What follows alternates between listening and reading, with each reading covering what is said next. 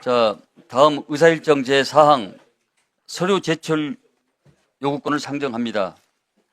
이 안건은 국정감사 및 조사에 관한 법률 제10조 규정에 따라서 국정조사와 관련된 서류 일들을 요구하는 것입니다. 배부해드린 유무와 같이 2031건의 오늘 의결한 서류 제출을 요구에 대하여 해당 기관에 송부하되 위원님들의 국정조사 준비를 위하여 해당 기관에서는 10일 금요일 18시까지 제출하는 것으로 정하겠습니다.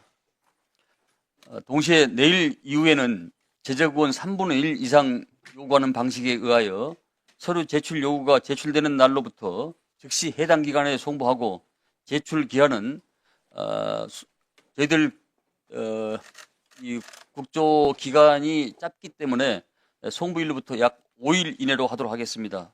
이와 같이 서류 제출을 요구하는데 이의가 없으십니까? 네, 가결 냈음을 좀 그냥 넘어가면 안 돼요? 그럼 말씀하세요. 네. 지금 검찰청 특수본 자료 제출이 반드시 필요합니다. 당일 방금 전 민병덕 의원 말도 있었습니다만 사법수사당국에서는 국무회의가 성립되지 않았다고 간주하고 있습니다.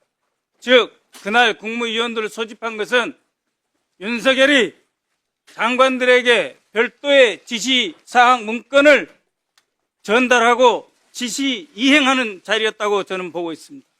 예를 들어보겠습니다. 윤석열이 최상목에게 지시한 문건에 최소한 다음 3가지 내용이 들어있습니다. 1. 예비비를 조속한 시일 내에 충분히 확보하여 보고할 것. 들어봐요. 2. 국회 관련 각종 보조금, 지원금, 각종 임금 등 현재 운영 중인 자금 포함 안전 차단할 것. 3. 국가 비상 입법기구 관련 예산을 편성할 것 등. 그렇기 때문에 들어보세요, 간사님.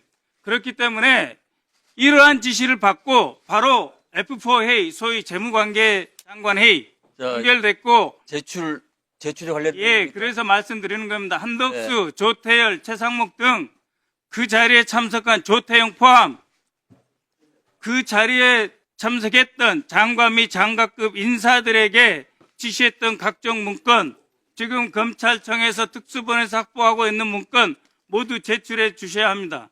두 번째, 12월 3일 저녁 정보사에서 노상원, 문상원, 구삼회, 방정환, 정성우, 김봉규, 오성철 등이 회의할 때 노상원이 배포한 회의 자료가 있습니다.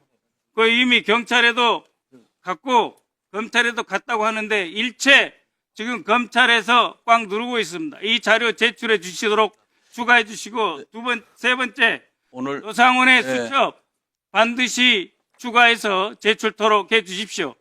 이외에도 많은 서류 제출에 대해서 매우 구체적이고 실질적인 제출이 이루어져야 합니다. 그냥 문서만 갖다가 안 오고 해당 사항은 수사 중이니 제출할 수 없다. 이런 일이 없도록 위원장께서 확실하게 담보를 해 주셔야 되겠습니다. 오늘 제출된 안건에는 포함이 안 돼 있습니다만은 국적법에 의거해서 3분의 1 이상이 요청을 하면 가능합니다. 그러니까 그걸 참작해서 말씀해 주시기 바랍니다. 자, 조금 전에 말씀드린 같이 요구하는 서류에 대해서 이의가 없으시죠? 네, 가결심을 선포합니다.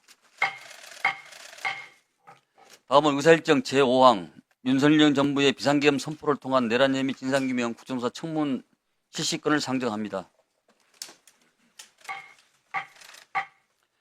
앞서 말씀드린 같이 청문회 3회 나눠 실시하고 1월 22일, 2월 4일, 2월 6일 각각 실시하고 청문회에 출석할 일반적인 간사협의를 거쳐 추후 의결하도록 합니다. 이상과 같이 국정조사 청문 실시권 의결에 관한데 이의가 있습니까? 네, 가결했음을 선포합니다. 마지막으로 의사일정 제6항 현장조사 실시권을 상정합니다. 현장조사는 2회에 걸쳐 나누어 실시하되 1월 21일, 2월 5일 각각 실시하고 구체적인 현장조사의 대상과 방법은 간사 간의 협의를 거쳐서 추후에 위원님께 공지하도록 하겠습니다. 이상과 같이 현장조사 실시권을 의결하고자 하는데 이의가 있습니까? 좀, 그러세요? 말씀하세요. 예. 간단히 해주세요. 예, 현장 조사는 매우 중요합니다. 예를 들어서 용산 합참을 갔다가 방첩사령부를 가고 그 다음에 특전사령부를 가면 그게 하루입니다. 그렇지 않습니까? 하루로도 다 안 될 수가 있어요. 용산 갔다가 과천 갔다가 그 다음에 정보사 가면은 또 안양 갔다가 거기서 무슨 질의를 하겠습니까? 그러니까 현장 조사는 3회 이상으로 늘려주십시오. 2회로는 안 됩니다. 이게.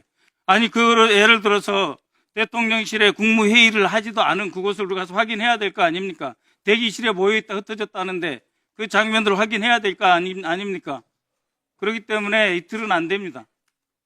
네, 현장 조사를 2회에 걸쳐 실시한 것은 간사 간에 또 여러 소속 의원님들 간에 개별 의원님 간의 의견을 참작해서 아마 2회를 실시한 것 같은데 이 또한 양당 간사가 오늘 그 박선호 의원님 말씀하신 바와 같이 그런 것들을 포함해서 논의해 주시기 바랍니다.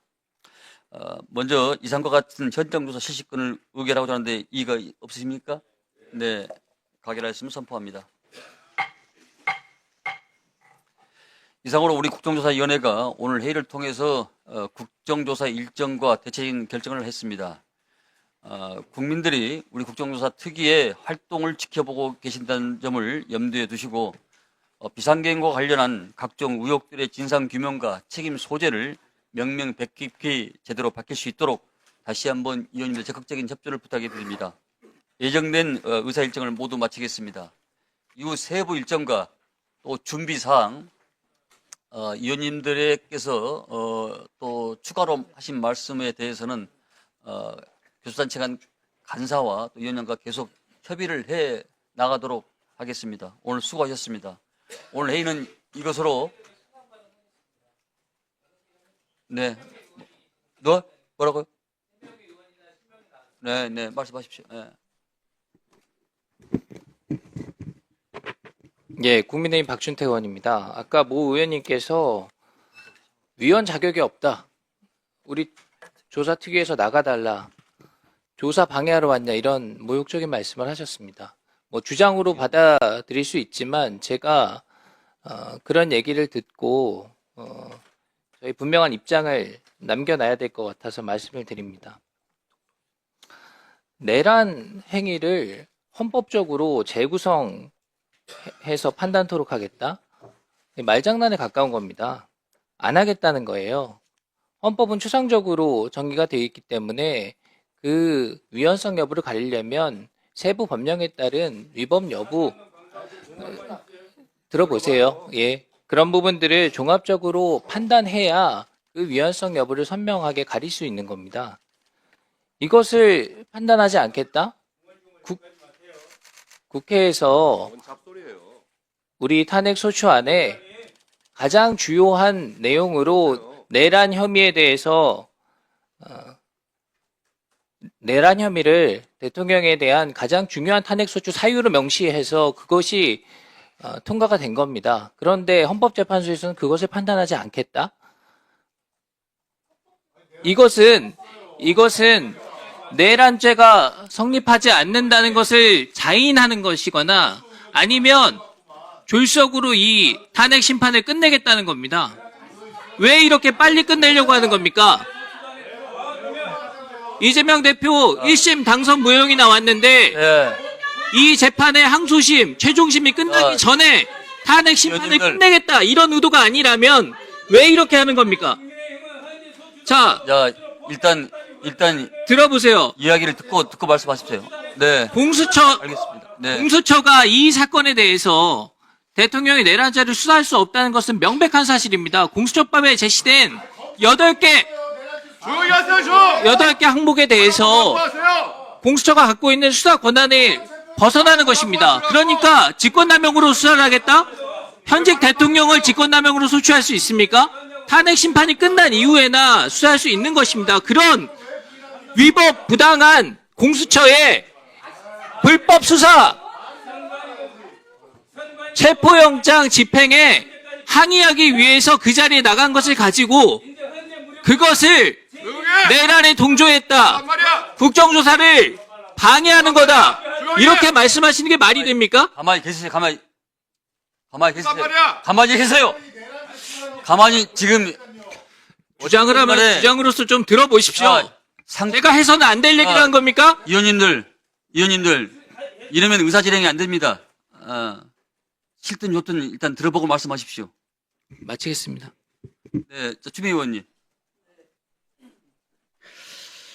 많은 그 법리상 오해들을 하고 계신 것 같은데요. 8년 전 박근혜 탄핵 소추 시 탄핵을 다루는 헌법재판소 역시 마찬가지였습니다. 그것이 대통령이 지켜야 될 중대한 책무, 우선 헌법상의 임무에 준수해야 될 헌법상의 원칙, 가치에 위배했느냐의 여부를 헌법에 맞게끔 구성하는 것이 헌법재판인 겁니다.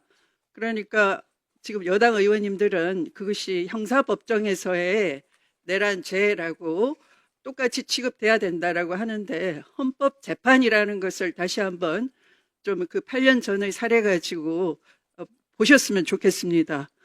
저는 이 그 서류 제출과 관련해서 꼭 말씀드리고 싶은 게 있습니다.